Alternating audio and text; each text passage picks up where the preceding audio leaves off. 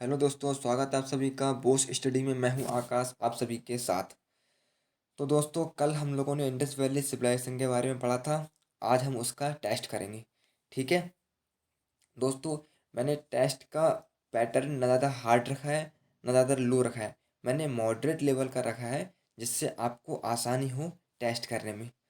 साथियों, मैंने टेस्ट में बिल्कुल लो क्वेश्चन नहीं लिए हैं, क्योंकि मुझे पता है कि लो क्वेश्चन तो आप लोग कर लेंगे और सरल क्वेश्चन लेने का मतलब ये है कि टेस्ट का कोई फ़ायदा नहीं होगा। ठीक है, तो मैंने मॉडरेट लेवल इसीलिए रखा है जिससे आपको आसानी भी हो और जो आपको समझ में भी आए। ठीक है, तो चलिए स्टार्ट करते हैं दोस्तों। जो मैंने टेस्ट लिया है साथियों, ये टेस्ट लगाने के बाद आप किसी भी एग्ज़ाम में बैठ सकते हैं, चाहे फिर वो स्टेट लेवल का एग्ज़ाम हो, चाहे फिर वो दोस्तों सेंट्रल लेवल का एग्ज़ाम हो, चाहे फिर वो कोई सा भी एग्ज़ाम हो। ठीक है, मैं आपको टाइम दूंगा कुछ आंसर देने के लिए, आप उसका आंसर दीजिएगा आराम से, जल्दबाजी मत करना। ठीक है, क्वेश्चन को पहले पढ़ना फिर उसका आंसर देना। चलिए स्टार्ट करते हैं।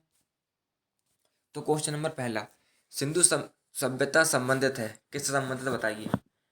प्राग ऐतिहासिक युग से, आद ऐतिहासिक युग से, ऐतिहासिक युग से या उत्तर ऐतिहासिक युग से। आंसर दीजिए, आंसर दीजिए। तो दोस्तों, इसका आंसर होगा आद ऐतिहासिक युग से। क्या आंसर होगा? बी। सैंदव सभ्यता एक मिनट रुकिए। सैंदव सभ्यता आदि ऐतिहासिक काल की सभ्यता है, क्योंकि यहाँ पर लेखन कला का ज्ञान तो है किंतु अभी तक इसे पढ़ा नहीं जा सका, अतः इतिहास निर्माण में इसका प्रयोग नहीं किया जा सकता है। ठीक है दोस्तों, देखो हम ज़्यादा डिटेल में नहीं पढ़ेंगे क्योंकि मैंने कल आपको थ्योरी पढ़ा दी थी इसकी, इसीलिए हम क्वेश्चन करेंगे जल्दी जल्दी। ठीक है, क्वेश्चन नंबर सेकंड, सिंधु घाटी की सभ्यता गैर आर्य थी क्योंकि, बताइए। उसकी अपनी लिपि थी, उसकी खेतिहारी अर्थव्यवस्था थी, वह नगरीय सभ्यता थी, उसका विस्तार नर्मदा घाटी तक था। आंसर कीजिए दोस्तों इसका, जल्दी जल्दी आंसर दीजिए। तो साथियों, इसका आंसर क्या होगा? उसकी अपनी लिपि थी, ऑप्शन ए। गैर आर्य क्यों थी? क्योंकि उसकी अपनी लिपि थी। सिंधु घाटी सभ्यता गैर आर्य मुख्य रूप से इसलिए थी क्योंकि वह नगरीय सभ्यता थी। कौन सी सभ्यता थी? नगरीय। और आर्य सभ्यता कौन सी थी? ग्रामीण सभ्यता थी। ठीक है दोस्तों, क्वेश्चन नंबर थ्री, सिंधु घाटी सभ्यता को आर्यों से पूर्व की रखे जाने का महत्वपूर्ण कारक क्या है? बताइए दोस्तों। लिपि, नगर नियोजन, तांबा या मृदभांड। कल बताया था मैंने आपको, बताइए आंसर दीजिए इसका। तो दोस्तों, इसका आंसर होगा डी। क्या होगा? डी। सिंधु घाटी सभ्यता लिपि ज्ञान और नगर नियोजन आदि के संदर्भ में प्रारंभिक आर्यों से अधिक विकसित थी। पुरातात्विक साक्ष्यों में अलग अलग काल में पाए गए मृदभांड ही सिंधु घाटी सभ्यता को आर्यों से पूर्व का सिद्ध करते हैं। ठीक है दोस्तों, किसका? अलग अलग काल में पाए गए मृदभांड ही। ठीक है, क्वेश्चन नंबर फोर, सिंधु घाटी संस्कृति वैदिक सभ्यता से भिन्न थी क्योंकि, इसका आंसर बताइए। इसके पास विकसित शहरी जीवन की सुविधाएं थी, इसके पास चित्रलेखी लिपि थी, इसके पास लोहे और रक्षा शास्त्रों के ज्ञान का अभाव था, या उपयुक्त में सभी। आंसर दीजिए, आंसर कीजिए साथियों। तो इसका आंसर साथियों होगा डी। उसके पास विकसित शहरी जीवन की सुविधाएं भी थी, इसके पास चित्रलेखी लिपि भी थी, इसके पास लोहे और शास्त्रों का ज्ञान भी अभाव था। ठीक है, देखिए, सिंधु घाटी संस्कृति वैदिक सभ्यता से अनेक बातों में भिन्न थी। सिंधु घाटी सभ्यता नगरीय थी जबकि वैदिक सभ्यता ग्रामीण थी। सिंधु सभ्यता की लिपि भाव चित्रात्मक थी, वैदिक सभ्यता के लोग लोहे तथा रक्षा शास्त्रों के ज्ञान से युक्त थे, और जबकि सिंधु घाटी की सभ्यता में लोहे के ज्ञान का अभाव था, लोहे उस टाइम विकसित नहीं हो पाया था। साथ ही जिन्होंने मेरी क्लास कल की नहीं देखी है वो क्लास देख लेना जरूर, क्योंकि उससे क्या होगा, आपको टेस्ट करने में आसानी होगी। ठीक है, क्वेश्चन नंबर फाइव, हड़प्पा संस्कृति की जानकारी का प्रमुख स्रोत क्या है? बताइए। शिलालेख, पक्की मिट्टी की मोहरों पर अंकित लेख, या पुरातात्विक खुदाई, या उपयुक्त में सभी? क्वेश्चन एक बार दोस्तों दोबारा पढ़ लीजिए आराम से, फिर आंसर दीजिएगा। तो इसका आंसर क्या होगा दोस्तों? इसका आंसर होगा पुरातात्विक खुदाई। ठीक है। हड़प्पा सभ्यता की लिपि का वाचन अभी नहीं हो सका है, अतः सभ्यता से संबंध अनेकों पुरा स्थलों से प्राप्त पुरावेश ही हड़प्पा संस्कृति के विशिष्ट तत्वों पर प्रकाश डालते हैं। यानी कि जो हमने पुरातात्विक खुदाई की थी, उसी से हमें हड़प्पा संस्कृति के बारे में मालूम पड़ता है। ठीक है। क्वेश्चन नंबर 6, हड़प्पा में मिट्टी के बर्तनों पर सामान्यतः किस रंग का उपयोग हुआ था? यह आंसर मैंने आपको कल बताया था और बहुत अच्छे से पढ़ाया था। बताइए, इसका आंसर कीजिए दोस्तों, आंसर दीजिए इसका जल्दी जल्दी। क्या आंसर होगा? तो इसका आंसर होगा लाल। क्या आंसर होगा? लाल। मृदभांडों को बनाने वाली मिट्टी में रेत का मिश्रण किया जाता था, जिनको पकाने पर यह हल्के भूरे लाल रंग का रूप ग्रहण कर लेती थी। इन मृदभांडों के ऊपरी हिस्से में लाल रंग की पुताई कर दी जाती थी। कैसे रंग की? लाल रंग की पुताई। तथा निचले हिस्से में काले रंग से विभिन्न प्रकार की चित्रकारी की जाती थी। क्वेश्चन नंबर 7, मूर्ति पूजा का आरंभ कब से माना जाता है? दोस्तों, इसका आंसर तो आप दे सकते हैं, सरल क्वेश्चन है, ज़्यादा कठिन नहीं है। पूर्व आर्य, उत्तर वैदिक काल, मौर्य काल, या कुषाण काल? बताइए, आंसर दीजिए। चलो कमेंट करो, कमेंट करो, कमेंट में आंसर दीजिए दोस्तों, कमेंट में आंसर दीजिए जल्दी। तो इसका आंसर होगा ऑप्शन ए, पूर्व आर्य। मूर्ति पूजा का प्रारंभ पूर्व आर्य काल से माना जाता है, यानी कि सिंधु सभ्यता से। और इसके प्रमाण क्या थे? मातृ देवी की मूर्तियां, या हमें मिली थी ना आदि शिवा की मूर्ति, इनके वो प्रमाण थे। ठीक है। क्वेश्चन नंबर 8, कौन सा एक हड़प्पा स्थल नहीं है? बताइए, कौन सा हड़प्पा स्थल नहीं है?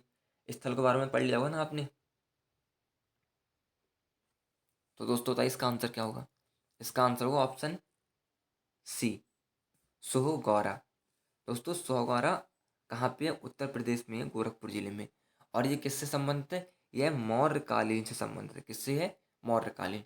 यहाँ से हमें अन्नगार होने के प्रमाण मिले हैं मौर्यकालीन के। ठीक है। क्वेश्चन नंबर 9 दोस्तों, आराम से पढ़ना क्वेश्चन, इसमें आपको सूचियों का मिलान करना है, मैच करना है। ठीक है। एक बार क्वेश्चन पढ़ लो, फिर मैं आपको ऑप्शन दिखाऊंगा, फिर आप उसका आंसर कीजिएगा। आराम से पढ़ना, जल्दबाजी कोई नहीं है। पढ़ लिया? एक बार देख लो। ए लोथल, बी कालीबंगा, सी धौलावीरा, और डी बनावली। अब मैं आपको इसका ऑप्शन दिखाता हूँ, ऑप्शन पढ़ लीजिए आराम से दोस्तों, ऑप्शन पढ़ लेना आराम से। अब मैं आपको एक बार दोबारा क्वेश्चन दिखा देता हूँ। क्वेश्चन देख लिया? अब आंसर बताइए, आंसर क्या होगा? आंसर होगा इसका डी। क्या होगा दोस्तों? डी आंसर होगा। देखिए, हड़प्पा सभ्यता के स्थलों में से खंबात की खाड़ी के निकट स्थित लोथल से गोदीवाड़ा के साथ मिले हैं। राजस्थान के हनुमानगढ़ जिले से घग्गर नदी के किनारे स्थित कालीबंगा से जुते हुए खेत। अब तो यही मालूम पड़ गया, दोबारा से रिपीट होगा क्वेश्चन, कि यह आपका कालीबंगा कहाँ स्थित है? राजस्थान में। कहाँ पे? हनुमानगढ़ जिले में। ठीक है। गुजरात के धौलावीरा से, यानी कि धौलावीरा कहाँ है? गुजरात में है। धौलावीरा से हड़प्पा लिपि के बड़े आकार के 10, कितने? 10 चिन्हों वाला एक शिलालेख मिला है। क्या मिला है? एक शिलालेख। दोस्तों, ये क्वेश्चन आगे भी आएगा, मैं आपको बता दे रहा हूँ, इसलिए याद कर लेना क्वेश्चन को। ठीक है। हरियाणा के पक्के फतेहाबाद जिले में स्थित बनावली से पक्की मिट्टी की बनी हुई हल्की प्रतिकृति मिली है। क्या मिली है? हल। कहाँ से मिला है? हरियाणा के बनावली से। क्वेश्चन नंबर 10 देखिए, किस हड़प्पा नगर में जुते हुए खेतों के निशान मिले हैं? अभी बताया था मैंने पीछे क्वेश्चन। अब आंसर दीजिए, जल्दी जल्दी आंसर कीजिए। अभी बताया था मैंने जस्ट। तो क्या होगा ऑप्शन ए कालीबंगा। जोते हुए खेत कहाँ से मिले हैं? कालीबंगन से। अब दोस्तों आप बताइए कि यह कहाँ स्थित है कालीबंगन? जल्दी, कहाँ स्थित है? मैंने आपको बताया था ना अभी।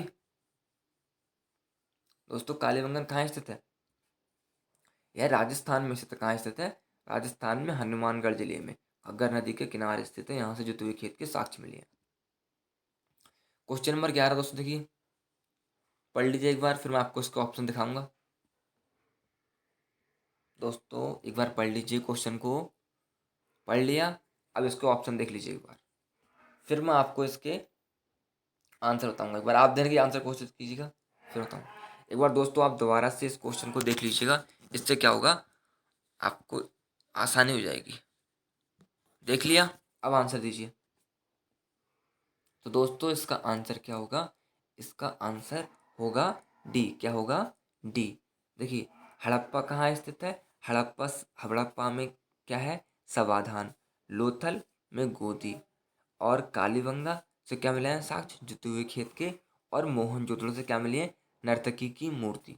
अब दोस्तों आप कमेंट में मुझे ये बताइए कि ये चारों स्थान कहाँ स्थित है? हड़प्पा, लोथल, कालीबंगा और मोहनजोदड़ो। कमेंट में आप मुझे बताइए कि चारों कहाँ स्थित है। ठीक है। क्वेश्चन नंबर 12, सिंधु सभ्यता के बारे में कौन सा कथन असत्य है? दोस्तों क्वेश्चन एक बार दोबारा पढ़ लेना है। क्वेश्चन क्या कह रहा है? कौन सा कथन असत्य है बताना है। ठीक है। नगरों में नालियों की सुदृढ़ व्यवस्था थी। व्यापार और वाणिज्य उन्नत दशा में था। मातृ देवी की उपासना की जाती थी। लोग लोहे से परिचित थे। दोस्तों बताइए कौन सा क्वेश्चन असत्य है? तो डी। कौन सा सत्य है? डी। क्योंकि सिंधु सभ्यता में लोग लोहे से परिचित नहीं थे। सैंडव सभ्यता कांस्य युगीन सभ्यता थी। याद है ना, मूर्ति मिली थी नर्तकी की जो कांस्य की थी। तथा यहाँ के लोग लोहे से परिचित नहीं थे। जबकि सैंदव नगरों में नालियों की शुद्ध व्यवस्था थी और व्यापार एवं वाणिज्य उन्नत दशा में था। यानी कि इससे पता चलता है कि हम लोग व्यापार भी पहले करते थे। मातृ देवी की उपासना के अनेक साक्ष्य मिले हैं। सैंदव नगरों से मिलते हैं, जिससे प्रमाणित होता है कि मातृ देवी की उपासना की जाती थी। क्वेश्चन नंबर 14 दोस्तों देखिए, क्या होगा इसका आंसर बताइए। ऑप्शन एक बार आप देख लीजिए। आप क्वेश्चन पढ़ लीजिए, ऑप्शन मैं आपको दिखाता हूँ फिर। ठीक है। क्वेश्चन पढ़ लिया दोस्तों आपने, आराम से पढ़ लीजिए। अब मैं आपको ऑप्शन दिखाता हूँ, ऑप्शन देख लीजिए, फिर आप इसका आंसर दीजिएगा। दोस्तों क्वेश्चन का दोबारा पढ़ लो। अब देखो इसका आंसर क्या होगा, मैं बता देता हूँ इसका। इसका आंसर होगा सी। क्या होगा? सी। मांडा जम्मू कश्मीर में है। कहाँ है मांडा? जम्मू कश्मीर में। दैमाबाद कहाँ है? महाराष्ट्र में। कालीबंगा राजस्थान में। देखिए कितनी बार आया कालीबंगा, कई बार रिपीट हो चुका है। और राखीगढ़ी हरियाणा में, जो सिंधु सभ्यता की सबसे बड़ी साइट है। दोस्तों इनकी साइट्स जो जो जहाँ जहाँ लोकेटेड है, आप इनको आराम से याद कर लीजिएगा। क्योंकि दोस्तों सारे क्वेश्चन यहीं से बनते हैं कि कौन सी साइट कहाँ लोकेटेड है और कहाँ नहीं। ठीक है। अब दोस्तों अगला क्वेश्चन देखिए, क्वेश्चन नंबर 15, सिंधु घाटी सभ्यता किस लिए जानी जाती है बताइए। अपने नगर नियोजन के लिए, मोहनजोदड़ो और हड़प्पा के लिए, अपने कृषि संबंधी कार्य के लिए, या अपने उद्योगों के लिए। आंसर दीजिए दोस्तों। मैं आपको इसका ऑप्शन दिखा देता हूँ। ऑप्शन देख लीजिए, ए बी सी डी उपयुक्त में सभी, या कौन सा आंसर होगा। आंसर दीजिए, आंसर दीजिए दोस्तों, कमेंट कीजिए, कमेंट कीजिए, बताइए आंसर। तो दोस्तों इसका आंसर होगा डी। क्या होगा? डी इसका आंसर होगा, उपयुक्त में सभी। सिंधु घाटी सभ्यता की प्रमुख विशेषता नगर नियोजन को माना जाता है। साथ ही हड़प्पा और मोहनजोदड़ो और सिंधु घाटी सभ्यता के दो प्रमुख नगर थे। दो प्रमुख नगर कौन कौन से हैं? मोहनजोदड़ो और हड़प्पा। और दोनों ही दोस्तों आज कहाँ पर लोकेटेड है, ये आप बताएंगे कि कहाँ पर है और कौन सी नदी के किनारे हैं। ये क्वेश्चन आप बताएंगे आंसर इसका। ठीक है। हड़प्पा नगर पुरा स्थल सर्वप्रथम ज्ञात होने के कारण इसको हड़प्पा सभ्यता के नाम से भी हम जानते हैं। हमें कालीबंगा से कृषि के साक्ष्य मिले हैं। ठीक है दोस्तों। और हमें क्या मिले हैं? यहाँ से ईंट के भट्टे, मनका बनाने के निर्माण के कारखाने भी मिले हैं। क्वेश्चन नंबर 16 दोस्तों क्या है? हड़प्पा संस्कृति के स्थलों में कौन सिंध में अवस्थित है बताइए। कौन सिंध में अवस्थित है दोस्तों? सिंध प्रांत में कौन अवस्थित है बताइए।